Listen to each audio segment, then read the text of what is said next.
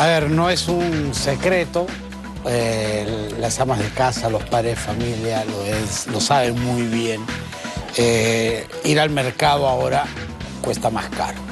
La canasta familiar, los productos básicos para la alimentación diaria han subido de precio, y eso ha sido corroborado por un estudio que se ha hecho en 54 países que tienen establecido un salario mínimo. No todos los países tienen un salario mínimo. El Perú lo tiene, por ejemplo, un salario mínimo, que es lo menos que te pueden pagar. Bueno, y lo que ha determinado este estudio que es que efectivamente entre 2019, época prepandemia, ahora ha subido más o menos el porcentaje que cada persona gasta, que tiene salario mínimo y que gasta en alimentarse durante un mes, la canasta básica, que se llama, ha subido en 1,5 puntos porcentual más o menos. Una persona que tiene sueldo mínimo gasta aproximadamente en el mundo 34,8% de su salario en la canasta básica. Vamos a conversar de este tema y vamos a ver cómo eso afecta al Perú. Este es un promedio mundial, pero vamos a ver cómo estamos aquí en el Perú y lo vamos a ver con Ana Regategui, profesora de SAN, que ya está con nosotros. Ana, ¿qué tal? ¿Cómo estás? Muchas gracias.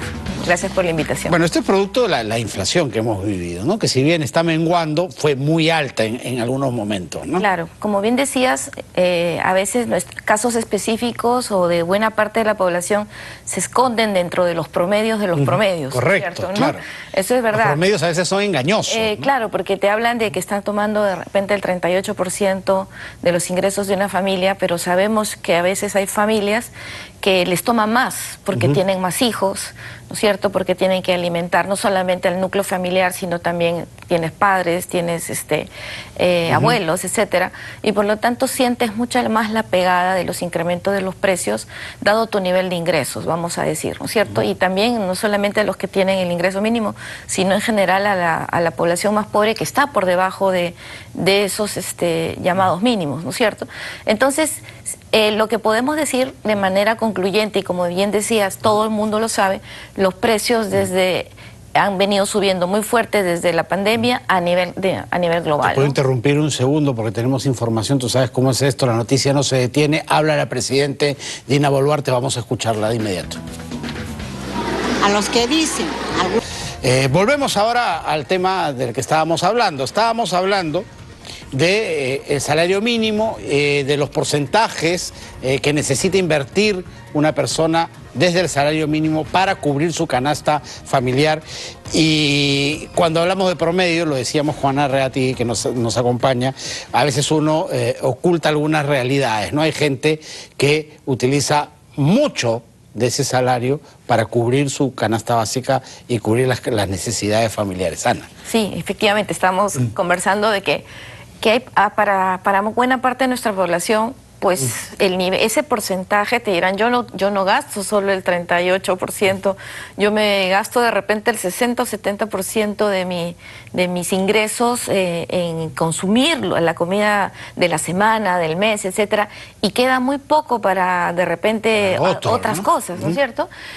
Entonces el promedio probablemente para buena parte de la población sea mucho mayor.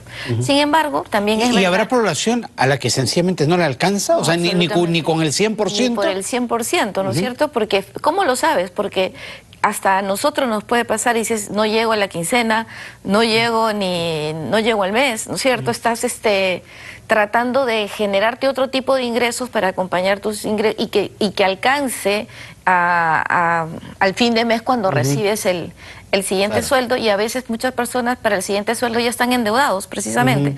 Por lo tanto, el sueldo se te va muchas veces en devolver lo que utilizaste para completar lo que tenías que consumir o gastar en el mes previo. Entonces es complicado, y sí es verdad, como bien comentabas tú en el artículo, que y tampoco es ningún secreto, todo el mundo lo sabe, que los precios han subido durante estos últimos 4 años especialmente, ¿no es cierto?, que tocan la pandemia, que ahora los vemos que empiezan no a dejar de subir, sino simplemente que ya no suben tanto. Eso también tiene que quedarnos en la cabeza. Dices, bueno, ya no hay inflación, entonces los precios bajan. Y dices, bajan para algunos productos, es verdad, pero una vez que subes al segundo piso, ya no bajas al primer piso. Lo que te queda es que llegas al tercero más despacito, ¿no? Entonces, los precios, por lo general, hablando de promedios, nunca dejan de subir. ¿Y eso qué consecuencias tienen las familias de menos recursos, de más escasos recursos? ¿Dejar necesidades básicas de lado? ¿Dejar, por ejemplo, una comida del día porque no hay para 3, habrá para 2? Exactamente. O comer mal, ¿no es cierto? Para que de repente tengas 3 comidas, por decirte algo. O comes mal, no tienes un buen almuerzo, la cena es muy básica, ¿no? El desayuno igualmente tan básico. Y obviamente todos sabemos lo que eso provoca no solamente es en la salud física, sino también en la salud mental. La frustración, ¿no? La indignación, la cólera con la que muchos de los pobladores viven, porque obviamente se sienten mal frente a su propia situación económica y afecta, como decía, no solo lo que entendemos como el estómago, el hambre, la gastritis, ¿no? los signos más clásicos, sino que también entra en nuestras mentes esa forma de esas frustraciones, claro, efectivamente. Porque hay gente además que dedica prácticamente la totalidad de su día para trabajar y aún así no cubre necesidades. Claro, ¿no? Entonces, ahora estamos en campaña escolar. Los precios, la inflación ha estado un poquito más fuerte en febrero, ¿no? Y tú dices, bueno, evidentemente han habido cosas, es la campaña escolar, es el momento en que los padres están tratando de ir a comprar los cuadernos y los libros y todo lo que te piden en los colegios, sean privados o públicos, ¿no es cierto? Entonces sí, es un momento difícil, como decirle a los chicos que no necesariamente van a tener todo para ir al colegio, ¿no es cierto? Es un momento complicado. Y a esto se suma que lamentablemente las cifras de generación de empleo formal, de calidad, son muy bajas, ¿no? Quedaron muy atrofiadas en la pandemia y no se han recuperado. Claro, y ahora estamos viviendo de una esperanza, que vamos a decir, no solo la esperanza en el sentido de que es razonable. Yo creo que en general estamos hablando de que habrá un efecto rebote, ¿no? Habrá el efecto rebote porque hemos decrecido, no crecido en el 23, y que solo por rebote el 24 debería de ser mejor, ¿no es cierto?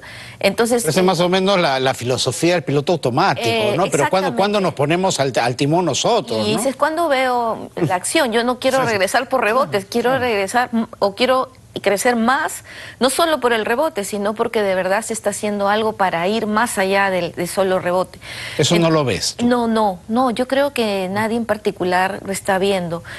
Estabas hablando de la señora Boluarte, ha habido cambio de gabinete, de premier, o presidente del Consejo de Ministros, y veremos la mano del nuevo ministro de Economía, esperamos pronto, pero como a veces también hay que decirlo, al ministro de Economía se le ponen los faros y es normal porque maneja la plata del país, pero su labor ejecutiva es no tan fuerte, ¿no? La labor ejecutiva la tiene el Ministerio de Transportes, la tiene el Ministerio de Vivienda, en realidad la tienen los ministerios. Entonces, el que no se ejecuten los presupuestos, el que no alcancemos cifras de inversión adecuadas, el que los proyectos se paralicen, el que tengamos problemas con los corredores viales, por ejemplo, ¿no es cierto? Que sí le fastidian la vida al ciudadano, no están necesariamente en manos del ministro de Economía, sino en todo el gabinete, y ahí pues hay que manejarlo. Y se supone, ¿no?, que la cabeza de eso es la Presidenta de la República, efectivamente, que tiene que transmitir a sus ejecutores las prisas, las urgencias, porque una vez que llegas a junio ya es muy difícil voltear el partido o tratar de ganar con un gol más, ¿no? Entonces, yo diría que se nos van acabando de repente un poco las esperanzas porque ya estamos en marzo, pronto terminaremos marzo y vendrá abril, mayo, ya estás en la mitad. Y cuando hay crisis como estas se distraen las atenciones en otras cosas. Atenciones, y más bien donde tienes que tratar de ejecutar o dejar todo listo es en el primer semestre para que el segundo semestre empiecen las cosas a suceder. Pero si se te van los primeros meses, ya no suceden. Se te va un trimestre, se te va 2 trimestres y ya pasa para el próximo año. Y en el mundo público es, ya bueno, ese es el problema del siguiente presupuesto, ¿no? Entonces no es como de repente en el sector privado que te apuras, tratas de lograr tus resultados este año, no tratas de que se vaya al siguiente año, ¿no?